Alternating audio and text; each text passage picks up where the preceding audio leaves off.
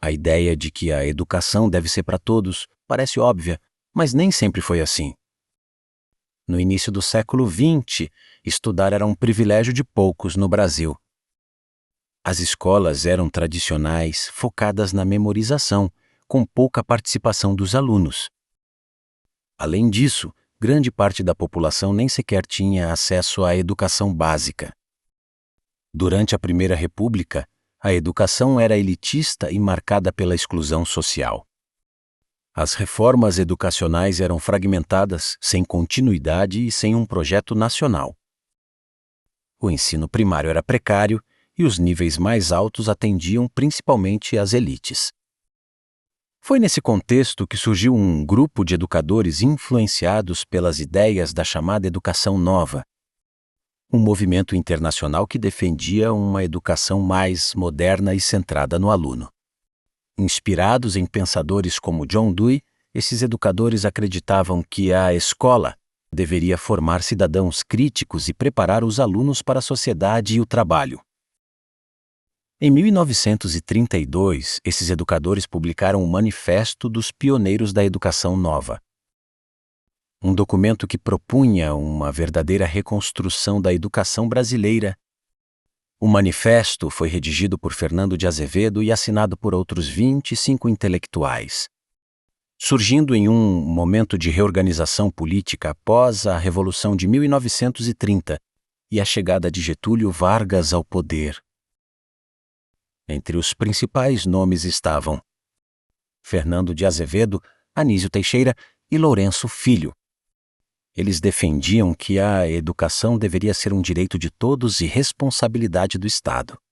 Outros nomes importantes também participaram do movimento, como Cecília Meirelles, Roquette Pinto, Afrânio Peixoto e Hermes Lima, trazendo contribuições das áreas da literatura, ciência, comunicação e direito.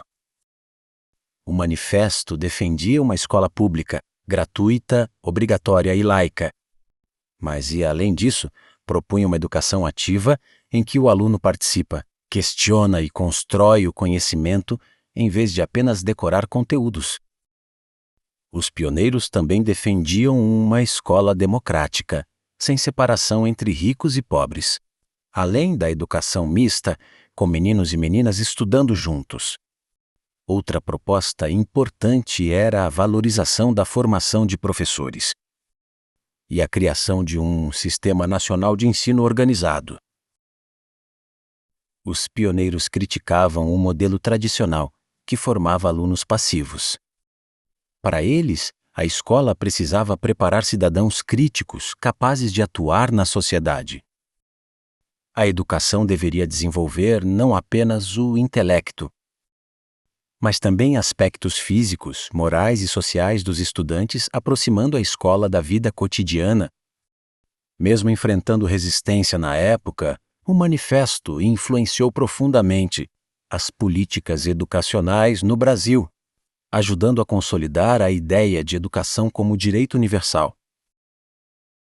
Suas ideias influenciaram leis importantes da educação brasileira, como a LDB de 1961, a Constituição de 1988 e a nova LDB de 1996, reforçando a educação como direito de todos. Muitas das propostas ainda fazem parte da educação hoje, mas desafios como desigualdade, falta de recursos e acesso mostram que esse projeto ainda não está totalmente concluído. Muitos dos problemas denunciados em 1932 ainda persistem, mostrando que a luta por uma educação democrática e de qualidade continua atual. O Manifesto dos Pioneiros não foi só um documento histórico. Foi o início de uma luta que continua até hoje. E para conhecer melhor o pensamento desses educadores, vamos para um talk show especial com 5 pioneiros da educação nova. Fique agora com Pioneiros da Educação Talk Show.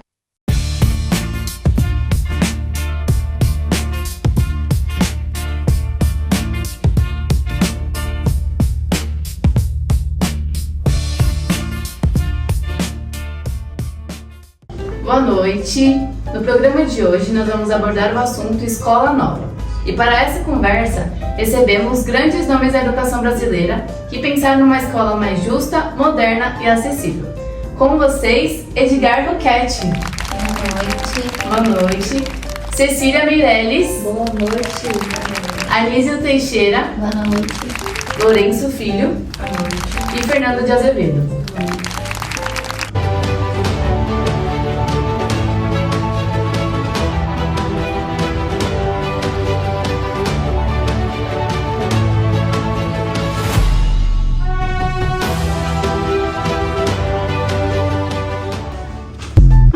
Para começar, explica pra gente, professor Fernando, o que foi esse manifesto? Boa noite. Então, Elizabeth, o manifesto foi um documento que denunciava os problemas da educação brasileira e propunha mudanças profundas. A escola era muito elitista e não atendia toda a população.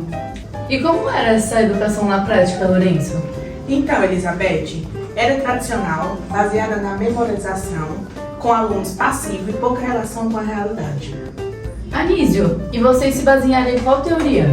A chamada Escola Nova, que defendia uma educação centrada no aluno.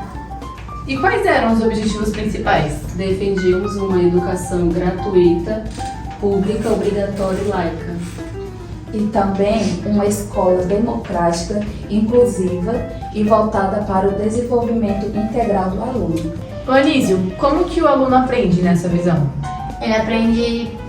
O aluno ele constrói o conhecimento por meio da experiência, da interação e da reflexão. E o professor Lourenço? O professor é mediador, ele orienta, estimula e acompanha o aprendizado. Ô Edgar, qual que é a importância disso para a sociedade? A educação é baseada na democracia. Sem acesso à educação, não existe igualdade. Agora vamos ouvir a plateia. Se essas ideias são tão antigas, por que ainda existem problemas na educação hoje? Porque transformar a educação depende de investimentos, processos políticos e mudanças sociais. É um processo mais lento. O ensino tradicional não tem nenhum valor? Tem sim, mas não pode ser o único modelo. A educação precisa evoluir, dialogar com a realidade. Essa ideia de aluno ativo funciona com todos os alunos? Sim, mas exige que o professor se adapte às práticas e considere a diversidade dos estudantes. Para encerrar, vamos fazer um breve resumo do que aprendemos hoje. Primeiro, o manifesto criticava a educação elitista.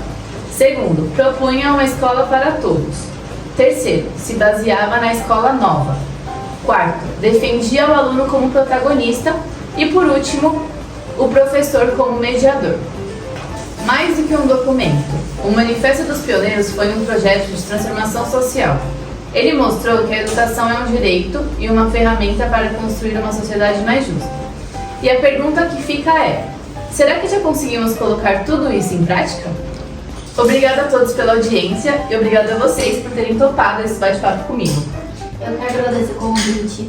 E mais um adendo, falar de educação é falar de futuro. Foi um prazer compartilhar nossas ideias. Espero que elas continuem sendo refletidas. A educação precisa continuar evoluindo e debates como esse são necessários. Agradeço o convite. Educar é um ato de sensibilidade e transformação. Obrigado, que possamos sempre lutar por uma educação mais acessível e democrática. Fique agora com o Jornal Nacional.